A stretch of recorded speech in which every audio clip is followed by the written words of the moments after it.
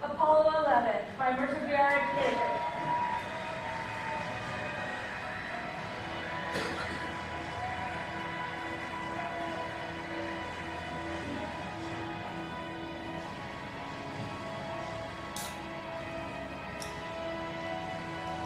Now we'll take the picture of the first time. Here we go. There you go. Okay. Thanks very much. A great man once said that education is the most powerful weapon with which we can change the world. And I believe that VR and AR technology is the most powerful medium with which we can provide immersive educational experiences. Apollo 11 is the most important mission that mankind has ever embarked on, and for the first time you can truly experience it through the eyes of those who live through it.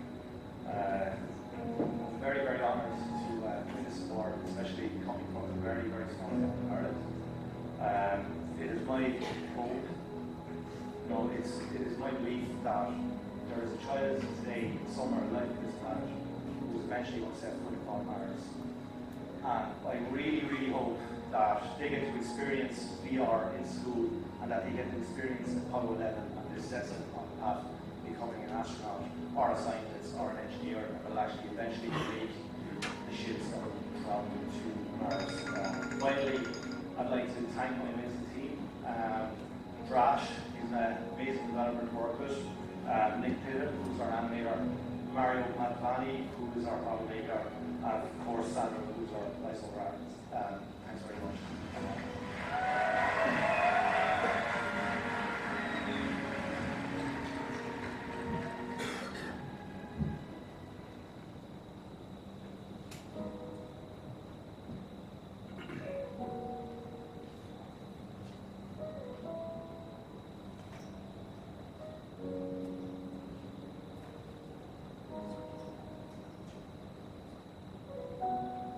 Welcome to Lecture VR Public Alpha 0.1. Lecture VR is a tool that allows users to hold meetings, professors to hold classes, and content creators to create immersive experiences.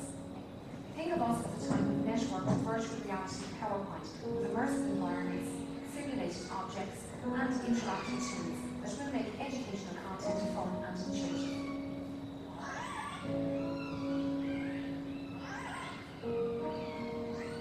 This early alpha release is designed to test some of the capabilities of Lecture VR and will allow you to hold your own private meetings, presentations and classes over the network, collaborate on whiteboards remotely, and load our demo lessons.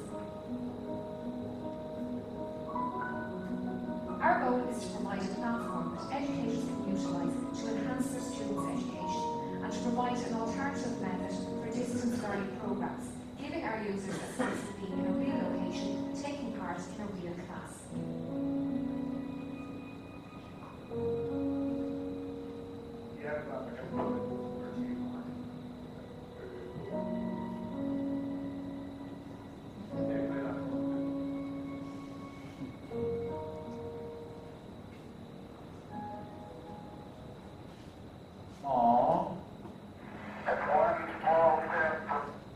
Okay, I'm just going to pause it there for a moment. First off, you've seen the Apollo 11 experience, which I've been demoing here today. And what that experience is, it's a virtual reality documentary. And it's unlike any other documentary you've seen. So in standard documentaries, you have a narrator that tells you the story, and then you're brought on a journey. And the documentary cuts from scene to scene. So your vision is just in a square box, and you're told exactly what to look at. In a virtual reality documentary, what we do is we recreate history, and we put you in the shoes of somebody who lived through it. So in the Apollo 11 experience, you see the events as Neil Armstrong seen the events. So an example is when you're in the lunar module, when you're landing, we got all the original data from NASA, so they created a photo mosaic of the landing site before Neil and Buzz landed. We took that photo mosaic and we put it in the virtual reality experience. So when you look out the window, you see every valley, every crater exactly as Neil saw it. So you get to experience the mission for yourself and make up your own mind. We're also working on another virtual reality documentary based on the Titanic. So you get to experience the sinking. So you're there when the ship gets struck by the iceberg, and you see it through the eyes of a survivor. We've also done a deal with a company that works with National Geographic. They went and surveyed the shipwreck back 5 years ago. And from the sonar data and all the photographs that they've taken, they've created a very, very accurate model with the debris field and everything included. So we've got that model. So you'll actually be able to dive on the shipwreck as well and explore inside the shipwreck. And that's due for release in April of next year, hopefully. I don't have to kind of pin myself down to an exact date, but we're trying to release it for the 105th anniversary of the sinking. And in the second bit of that video, you can see LectureVR, which is our educational platform. And what it essentially is you as an educator can be here in Ireland, and you can teach a subject to any other person in the world in a virtual location. You can have 50 students inside our class at the same time. And what we're trying to achieve is why you can teach class in the classroom. So if you're teaching marine biology, why not teach that on the seabed and have a whale swim through the centre of the class? So it's a lot more engaging. And what we do is, you as an educator, if you have a VR headset on you and you have the hand controllers like the setup over there, you can give a live presentation as I am here, and we track your movements. So as I'm walking here in the real space, your avatar in the virtual space will also walk and move in a natural way. And what that gives people is a sense of presence, so that really feels like a real person, because it is a real person in the virtual space. You can also do PowerPoint presentations, and you have like virtual whiteboards that you can write on and collaborate. And then you solve with a virtual tablet, you can load in effects. So it's a lot more engaging for students, we feel, all around. There's a huge problem with online education. There's huge, massive online course systems called MOOCs, and thousands of people use these online course systems, but very few people ever finish a course, and on average only 15% of people will ever finish an online course. We feel with virtual reality, when you feel like you're in a real class, and your classmates are real people and real avatars, we feel we can at least double or triple that completion rate, and that's what our goal is. There's a huge problem with education, and it's brilliant. So in Ireland, everybody talks about the price of houses and rent and how fast it's rising, but nobody really talks about the price of education. We have a couple of guys down in our Waterford office, they're from America, and one of the guys asked him like how much does this education cost him? And this was 3 years ago, so he'd done 4 years in college in America. It cost him $150,000. There are estimates in the next 5 years, that same education that he got will cost him $250,000. So if you have 2 or 3 children, you're going to need to be a millionaire to send your children to college in America. In China and developing countries, there's a huge issue with education there. They have thousands upon thousands of kids who are hugely qualified to go to college and university, really smart kids, but they have no access to these colleges and universities because they can't build them fast enough and don't have professors. Become a professor takes 7 or 8 years, and they can't train these people fast enough. We feel that virtual reality is a real alternative for these people. It's the only alternative in the future going forward, we feel. So an educator, say, if you're an educator here at Trinity, which is a great university, say professor might only be able to teach 400 students in an academic year. If that same educator goes into LectureVR and teaches his lessons and records his lessons inside LectureVR, why is it in the world? Why not teach 400,000 students? So that's what we're trying to achieve in Waterford. And what I'm going to show you next is we originally had a Kickstarter campaign for Apollo 11, and it went live. It was very successful, and we got Apollo 11 funded through Kickstarter. So this is one of the guys who backed us on Kickstarter. He played one of the early prototypes. This is exactly the demographic that we're going for. So this guy is a student age. He just played Apollo 11 and he posted his thoughts up online. So I'm just going to play this shortly and I'm going to take some questions after. Okay?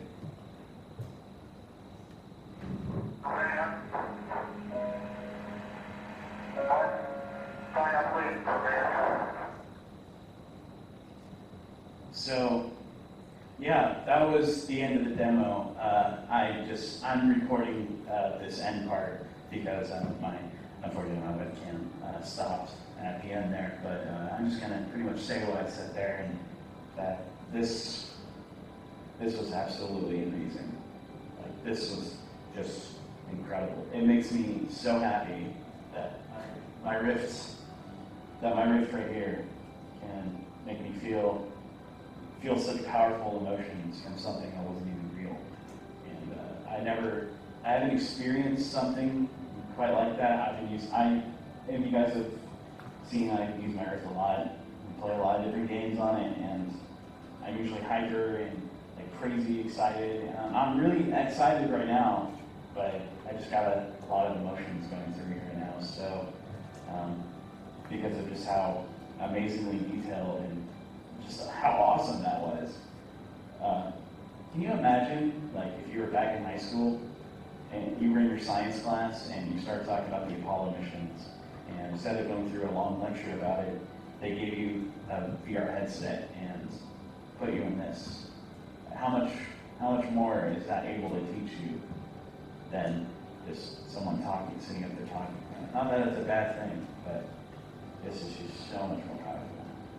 I felt like I was in that space show with Buzz Aldrin, Neil Armstrong, and Michael Collins. That was... I'm not crying, but I certainly feel like I want to, because that's all I can say about it. It was just amazing, and these guys did a fantastic job. I'm definitely going to be backing them a lot now, because this needs to happen. This needs to become a thing. Virtual reality education, things like this need to become a thing. Okay, so we actually goes on for another 5 or 6 minutes. You can look on the website if you want. There's quite a few videos very similar to that. A lot of people, especially like a lot of young kids, when you ask them what do you want to be when you grow up, I want to be an astronaut, I want to be a fireman. For a lot of people, this is as close as they're going to get to becoming an astronaut. That's why it has such an emotional impact. What we're trying to achieve as well is we're trying to create emotional education. So what we mean by that is everybody here watches thousands and thousands of movies, but you only ever remember the movies that make you laugh or make you cry because it has such an emotional resonance with you. We're trying to bring that into education. So inside our experiences, to really heighten emotions, we use a lot of audio as well, a lot of music, and really heighten the emotions. People have been using music for centuries to get emotions out of other people. As well, like I think everybody here can remember where they were when they had the first kiss, and if you remember what they were wearing and who they were with, and it's really vivid in your mind because it had such an emotional impact with you. Whereas if I asked you what you'd done the day before, the day previous, you're going to have a tough time remembering. That's what emotion can do. So if you can bring emotion into education, people will retain that knowledge a lot more. And what we're doing as well, our company tagline is learn through experience. So in our Lecture VR platform, as an example, we have a ballistic trajectory lesson where you have a short 2-minute lecture, an avatar there giving you the lesson. And as soon as the lesson is over, you're put standing next to a cannon against 5 other people, and you have to calculate on the fly how to hit that target out at sea using the ballistic trajectory lesson that you've just been taught. Because we find in education, you can tell a student X plus Y equals Z, X plus Y equals Z, and they'll remember that for maybe a couple of weeks and they'll pass the test. But if you ask that same student 3 months later, what's X plus Y equals, they forget. Whereas if you give somebody a practical application, they're learning through experience, and that really sinks in with those people. So that's what virtual reality allows you to do. So that's my spiel really. We have 10 people in Waterford in our development team. We're actually still hiring at the moment for really, really skilled game developers. Anybody with 7-8 years experience, more than welcome to send their CVs to us. And we're expanding all the time. And I'm looking for any questions that anybody has. Thank you very much.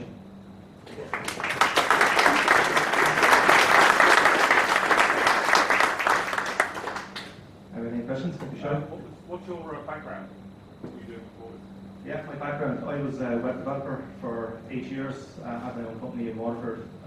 As soon as I got the Oculus DK1, which was 3.5 years ago, as soon as I put it on my face, I sold my web development business and just went straight into VR development. Because, like, I have 3 kids myself, and the first thing they got to try was a solar system experience. And when they came out, they started telling me about the future, telling me about the academy and stuff. And I was like, this is definitely the future of education, and this is what I want to do. So originally I tried to create my own apps. I was absolutely terrible. I'd never done game development before in my life. So I went back to what I do best, which is creating websites. And I created one of the very first virtual reality content review websites, which got me in contact with all the key developers over in the States. And from that day, I pitched an idea to one of the guys that I knew. We created Apollo 11 and we built the business directly from Apollo 11 and with different platforms and lots of other stuff. Anybody else? Anything at all? Don't be shy. Yes? It seems like the Apollo 11 has done really well on Steam and on the Apple Store. Do you plan on shipping on both platforms going forward? Or? Yeah, it's going to be on PlayStation for launch, and then if Apple decides to bring out a VR headset, we'll probably put it on the Apple headset. Any headset that sells more than, say, 50 or 60,000 kits will more than put it over. So, anybody else? No, it's like being in school, isn't it?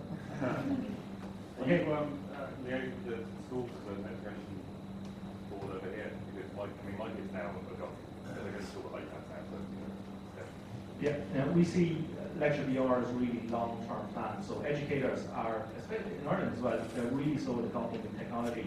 So where we see this is, you remember when computers came out first, and everybody said computers are the way to go, they should be in all schools. So computers came out in the mid-80s, like affordable computers. But it took until, say, 92, 93 before you start seeing agreement in schools. We see the very same way. We don't think schools will apply this equipment to can't afford it. So that's why we're looking at a distance learning program. So there's lots of computers in people's houses, quite large computers. People are going to have these VR headsets in their houses in the next 2 or 3 years. This technology is going to be everywhere. So we're on university lecturers, university teaching, any place that already has a distance learning program, like say Stanford or the Open University. That type of content will be working for us. But eventually we will start with K-12 and then younger schools. Anybody else? You probably see a lot of people go through your lunar experience at this point. And you notice kind of a common thread to where to look at and when to look in particular places. I'm just thinking from an educational standpoint, is it always, do they give you a kind of direct attention quite easily within VR, or is it just the experience that you're going through? Yeah, it's a good question. So we don't want to direct anybody's attention at all. So we're just putting them in their experience and they look at whatever they want themselves. So there's a particular section in Apollo 11 where you're flying over the moon and it's the real moon you're looking at. But there's a section in this part of the experience where the Earthrise comes over past the moon, and it's my favourite part. And I'm always standing behind somebody going, oh, look at God, they look to the right, and this, you know. But like, they're just sitting there amazing. They're just looking at the moon themselves. But then when people are in the cockpit, when they're blasting off, right, and I'm just sitting there behind going, I hope they look out the right window because they can see the Earth outside. But they're all just looking at a little switch going like that. Oh, that switch is really interesting. And then when they just turn around themselves naturally, instead of you dragging their head around and pushing it around, when they look naturally, they go, oh. You know, it's like that, whereas if you take their view and pull their hand around, not only will you make them feel safe, it doesn't feel natural. When something feels natural, it's more immersive when you get the hairstyle on the back of their neck. Yeah, just what do you think, how far can VR go? Because I've read a lot about people talking about the future where literally everybody will just constantly want to be in VR and not want anything to do with the real world anymore because there's not enough sensory stimulation. What do you think of that? Yeah, you see the Matrix? Yeah, no, that's where we're headed. No, not really. So, where I think virtual reality is going to go, so Oculus are one of the key headset manufacturers. They were bought by Facebook last year for $2 billion, okay, which is peanuts really in their pockets. And the reason Facebook bought it, so Facebook really took over the world. So everybody here probably has a Facebook page and it's in their pocket and you're constantly on it, on your friends and family. The reason Facebook bought Oculus is at the moment you have the Facebook wall. In Oculus Rift, you're going to have your own virtual room, Facebook virtual room, and you can invite your friends and family over, and they can sit down virtually on a chair, and that person could be in Australia and I'm here in Ireland, and it feels like they're 2 feet away from each other. And your galleries would be literal real photographs up on the wall, and then it'd be like a virtual TV, you'd be watching a virtual TV. That's where everything is going. It actually, like, I think social media, as it is now, isn't very social. So, like, you post a comment up on Facebook, and you have probably 200 people who you barely recognise, or you might pass it in the street and say hello to them, they're classically friends. They're not really your friends. When you have the virtual Facebook app, you will only really talk to your real friends, people you want to socialise with, you invite them into your room. And because you have all the mannerisms when they're moving around in virtual reality, that's where I think it will really properly become a social network, whereas at the moment it's just a place for posting, you know? So that's where I see it going. Won't it get very crowded? What's that? Going to get very crowded in that room if you've got 100,000 followers. Oh, well, you have a lot of friends. You're very popular. Nobody likes me. I didn't say I had, but yeah. But what we have in Lecture VR is, we call it projected presence. And what we mean by that is, use an educator who gives a live class, and in front of you, you might only see 4 people, okay? But we duplicate that room. So your avatar is duplicated into 1 million rooms. So even though you only see 4 people, that could represent 4 million people, you know, all in different rooms, all logged in. So you might be able to hear all 4 million people, but there's 4 million people looking at you. They all feel like they're only 2 feet away from you. Okay, thanks very much.